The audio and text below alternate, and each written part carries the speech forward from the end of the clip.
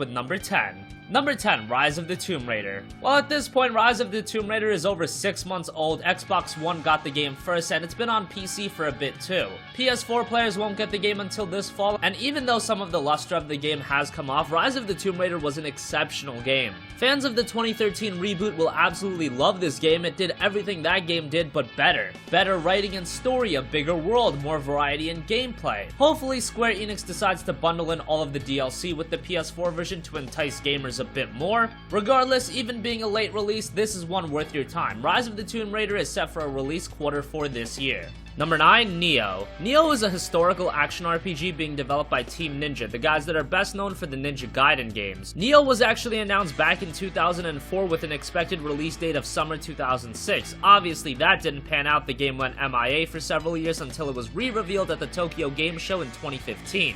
And it looked fantastic. Mixing Dark Souls gameplay with Onimusha aesthetics, the game has a lot of potential, and judging by the demo, it's shaping up pretty nicely. Nioh will also have frame rate and resolution options, something that would be more typical in a PC game, but it's nice to see a console game giving the player the same options. Nioh is set to release sometime this year. Number 8, Mirror's Edge Catalyst. Mirror's Edge Catalyst is a follow-up to 2008's cult classic Mirror's Edge, and while it's not a direct sequel, rather it's an origin story of the main character Faith. Since it's been 8 years since the last game, expect some drastic changes in Catalyst. From the gorgeous visuals, the open-world city of glass, and the refined combat, Mirror's Edge Catalyst is shaping up to be a terrific game. This game will also do away with the gunplay that was in the original game, which is a good thing because using guns just felt so out of place in Mirror's Edge. The beta gave us a glimpse of Catalyst, and it was great. Hopefully the rest of the game can live up when the game releases on June 7th.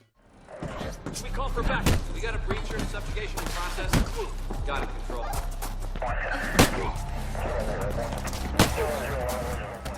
Number 7, Dishonored 2. Dishonored was one of the surprise hits of last generation, having a unique mix of stealth gameplay and RPG elements. It was a really good game. Now comes the sequel, Dishonored 2. You'll have the option to play as Emily Caldwin or Corvo Attano, who was the protagonist from the first game. Both characters go through the same series of missions, but through different paths and perspectives. We still don't know a ton about Dishonored 2. We do know that the game will be releasing on November 11th.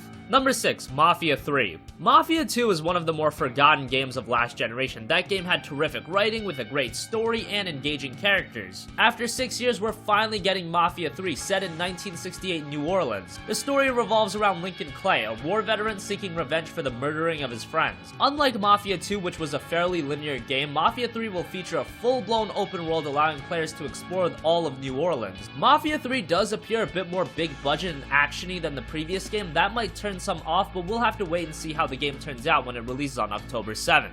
Number 5, The Last Guardian. When you talk about games that have been stuck in development hell, one that will often be brought up is The Last Guardian. The latest game from famed developers Team Ico. Those are the guys that made Ico and Shadow of the Colossus, two of the best PlayStation 2 games of all time. The Last Guardian was announced back at Sony's E3 conference in 2009. It went missing for 6 years until it was finally re-revealed at last year's E3. The game follows the story of a young boy and Trico, who is a giant bird-dog-cat hybrid. Team Ico has made some extremely emotional games, and you shouldn't expect Last Guardian to be any different. Let's just hope the long wait was worth it. The Last Guardian is scheduled to be released this year.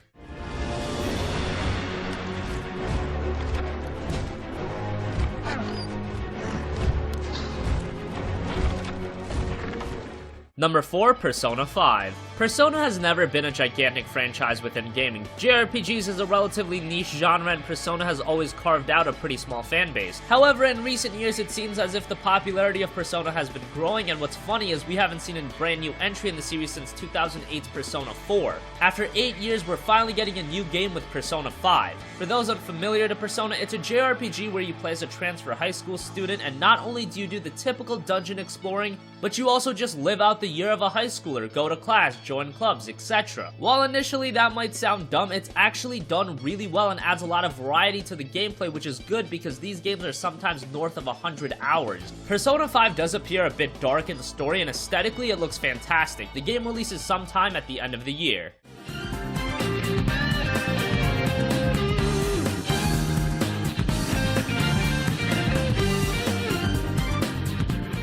Number 3, Horizon Zero Dawn. Guerrilla Games has been one of Sony's top developers for the last decade, best known for their work on the Killzone games. Now they're moving on to something completely different, Horizon Zero Dawn. A post-apocalyptic action RPG where the world is dominated by mechanical creatures such as mech dinosaurs. From the gameplay we've seen thus far, it does seem much more like an action game than an RPG. The RPG elements are said to be between Assassin's Creed and Skyrim. The world does look amazing, and we know that it will feature a dynamic day and night cycle as well as a weather system. Guerrilla has also stated that the game will have no loading screens, which is great for an open world title. There have been rumblings that Horizon has been delayed until 2017, but as far as now, the release is still slated for 2016. Hopefully it stays that way. Got it!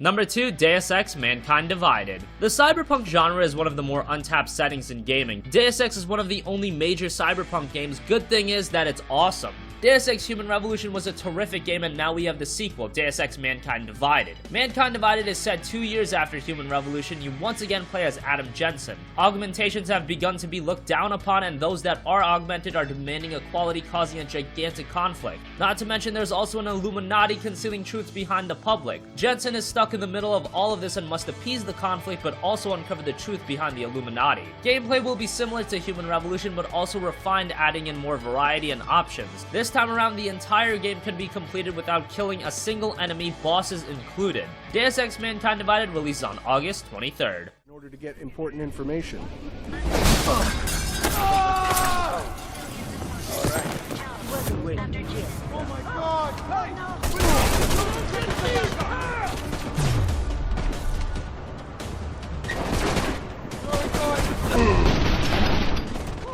And finally, number 1, Final Fantasy 15. Another game that is brought up often when talking about development hell is Final Fantasy 15. It was originally announced back in 2006 as Final Fantasy Versus 13, and the following years were an absolute roller coaster. Well, now the game is closer than ever, and over the years has developed into the most ambitious JRPG ever. From a technical standpoint, this is up there with the best looking console games ever. And when you consider the scope of Final Fantasy 15 having these gigantic worlds, it's absolutely staggering what Square Enix is attempting. The combat is more fast paced compared to previous games, being a bit more like Kingdom Hearts. As long as the story and writing are up to par, Final Fantasy 15 has potential to be a huge landmark for Square Enix. We'll know soon enough, as Final Fantasy 15 is scheduled to release on September 30th.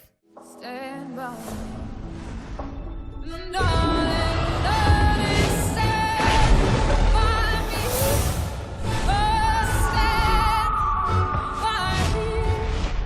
So that wraps up our countdown of the top 10 upcoming PlayStation 4 single-player games. What do you think? What single-player games are you the most excited for? Let us know in the comment section down below. Thank you for watching.